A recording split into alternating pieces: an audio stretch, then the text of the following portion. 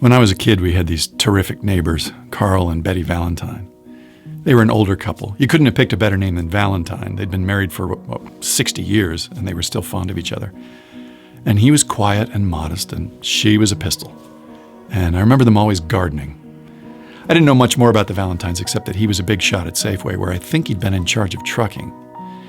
You know, when you're a kid, you don't ask about adults. I mean, they're cartoons in a way. They're just people whose clothes have gone out of style.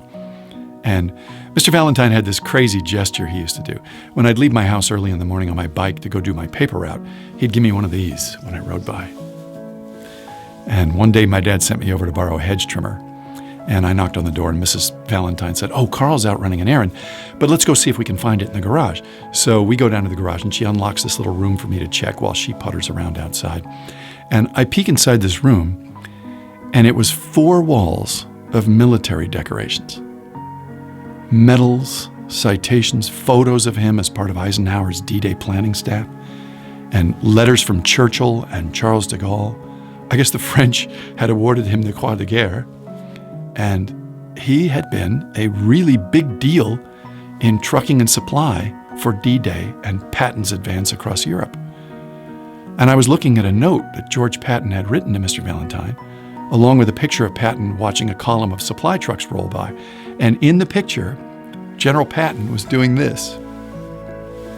And the room was so immaculate and well-tended that it seemed pretty obvious to a 14-year-old that nobody would put a hedge trimmer in there.